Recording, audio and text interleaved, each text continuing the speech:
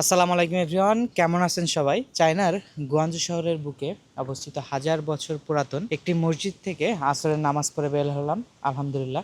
এই মসজিদটার প্রাঙ্গণেই পৃথিবীতে যে 10 জন সাহাবী জান্নাতের সুসংবাদ পেয়েছে তাদের মধ্যে একজন সাহাবী এই মসজিদ প্রাঙ্গণেই তার কবর রয়েছে এবং এই মসজিদটা নামকরণও কিন্তু তার নামেই করা হয়েছে। আপনারা কি বুঝতে পারতেছেন বা আপনারা কি গেস করতে পারতেছেন সে কে? সে হচ্ছে সাদ ইবনে আবি ওয়াক্কাস রাদিয়াল্লাহু আনহু। তো আমরা যে মসজিদে দাঁড়িয়ে আছি এই মসজিদটা কিন্তু তারই নির্মিত এবং এইটা কিন্তু বিশাল একটা এরিয়া জুড়ে এখানে অবস্থিত এবং এই মসজিদ প্রাঙ্গণের পাশেই তার কবরটা কিন্তু রয়েছে। তো চলুন আজকে আমার সাথে আমরা ঘুরে ঘুরে এই জায়গাটা একটু দেখার চেষ্টা করি। মসজিদের অনেকগুলো গেটের মধ্যে এই একটা গেট অন্যতম। আমরা দেখতে পাচ্ছি এটা বেশ পুরাতন মনে হচ্ছে এবং এর পাশেই এই মসজিদের যে ম্যাপটা আছে এই ম্যাপটা কিন্তু এইখানে দেখেন আপনারা কত সুন্দর করে এই ম্যাপটা এবং কোথায় কি আছে, কোথায় মসজিদ, কোথায় তার কবরটা আছে, কোথায় আর একটা গেট আছে, সব কিছু কিন্তু সুন্দরভাবে এই ম্যাপে এইখানে বোঝানো হয়েছে। আজান দিচ্ছে আসলে, মানে এই ব্যস্ত শহরে আসলে দেখেন রোডটাও কত সুন্দর, কত মানে নিরিবিলি পরিবেশ। তো এইখানে এরকম আজানের চায়নার বুকে এমন আজান শুনতে আসলে কিন্তু খুবই ভালো লাগে এবং মনটা আসলে শীতল হয়ে যায়। আমরা যে এরিয়াটা আছে এটা আপনাদেরকে একটু ঘুরে দেখানোর চেষ্টা করতেছি। এটা কিন্তু আসলে অনেক বড়, মানে গোয়াঞ্জুর মতো একটা আধুনিক শহরের বুকেই এমন শান্ত শীতল পরিবেশ আসলে ওটা বলে বোঝানো যাবে না। আপনাদেরকে একটু দেখাই, এই এরিয়াটা কিন্তু খুবই বড়, মানে খুবই বড় একটা এরিয়া জুড়েই এই মসজিদটা আসলে। একটু মসজিদটা একটু দূর থেকে যে দেখানোর চেষ্টা করি, দেখেন।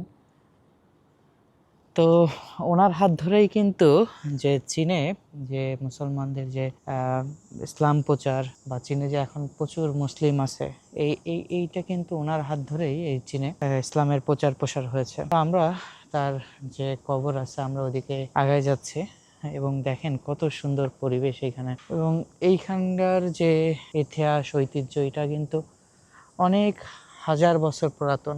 তো এখন এখানে সংস্কার কাজ করে ডেভেলপ করা হয়েছে এবং ওনার কিন্তু উনি চীনে আসার আগে আমরা যেটুকু আমি জেনেছি উনি বাংলাদেশেও কিন্তু গিয়েছিল, খুব সম্ভবত চিটাগং পোর্টে, এবং ওনার হাতে নির্মিত বাংলাদেশে একটি মসজিদও আছে লালমনিরহাটে, যতটুকু আমি জানতে পেরেছি। তো আমরা ওনার যে কবরের যে জায়গাটা ওইখানে আমরা চলে এসেছি। একটু যদি দেখাই যে আমরা এই যে সামনে যে রুমটা আমরা দেখতে পাচ্ছি বা একটা ঘর দেখতে পাচ্ছি, এই ঘরের ভিতরেই মূলত তার কবরটা। কিন্তু এই জায়গাটা তার এই কবর এটা শুধুমাত্র শুক্রবারে খুলে দেওয়া হয়। আমরা গেট পর্যন্ত একটু আপনাদের কাছে যেয়ে দেখানোর চেষ্টা করতেছি, এখন তালা বদ্ধ আছে এবং এর ভিতরেই কিন্তু তার সে যখন আসে এইখানে একটা কল বা নলকূপ একটা নলকূপ স্থাপন করেছিল, সেই নলকূপটাও কিন্তু এখানে ভিতরেই আছে এবং এটাও কিন্তু খুবই হাজার বছর পুরাতন একটা নলকূপ।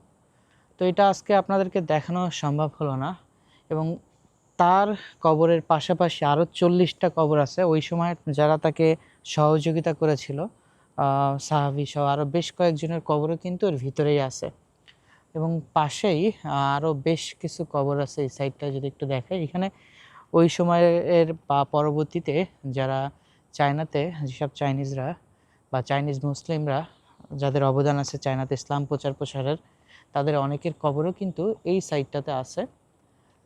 আমরা দেখানোর চেষ্টা করতেছি এইখানে যে এইখানেও ওঠার এইখান থেকেও উঠে ভিতরে আরও বেশ কিছু কবর আছে। তো আমরা যতটুকু সম্ভব দেখানোর চেষ্টা করতেছি। আর মূলত তার কবরটা মূলত আমরা সামনে যে ঘরটা দেখতে পাচ্ছি এইটার ভিতরে। আমরা যদি আরও একটু কাছ থেকে দেখানোর চেষ্টা করি, সামনে আপনারা একটা ঘর দেখতে পাচ্ছেন, এই যে রোডটা, এই রোডটা দিয়েই মূলত ওনার এই কবর বা এখানে যে কবরটা আছে এবং যে নলকূপটা আছে সেখানে যাওয়ার রাস্তা। চীনের ভেতরে ভ্রমণে যারা ইসলামিক ঐতিহ্য জানতে চান তাদের জন্য এটি একটি অবশ্যই ঘুরে দেখার মতো জায়গা। বিশেষ করে মুসলিম দেশগুলো থেকে আসা যে পর্যটক আছে তাদের কাছে একটা আবেগময় স্থান। হযরত সাদ ইবনে আবি ওয়াক্কাস রাদিয়াল্লাহু আনহুর কবর এবং এই ঐতিহাসিক মসজিদ আমাদের মনে করিয়ে দেয় ইসলামের দাওয়াত কতদূর ছড়িয়ে গিয়েছে, এমনকি হাজার মাইল দূরেও চীনেও। আপনারা যদি এই ইতিহাস ও ভ্রমণ গল্প জানতে চান তাহলে কিন্তু আমাদের ইউটিউব চ্যানেলটা সাবস্ক্রাইব করবেন এবং অবশ্যই কমেন্ট করে আমাদেরকে জানাবেন এবং ভিডিওটা ভালো লাগলে শেয়ার করবেন। এবং আমরা চেষ্টা করব এখানকার ইতিহাস, ঐতিহ্য এবং তার কবর এটা আরও বিস্তারিত আপনাদেরকে জানানোর। সন্ধ্যা হয়ে গেছে, মাগরিবের নামাজ আদায় করেই বাসায় ফিরব। তো আপনারা যে বিষয় নিয়ে বা যে টপিকস নিয়ে সব থেকে বেশি কমেন্ট করবেন, পরবর্তীতে কিন্তু আমি ওই টপিকস নিয়েই বা ওই বিষয়টা নিয়ে ভিডিও করব।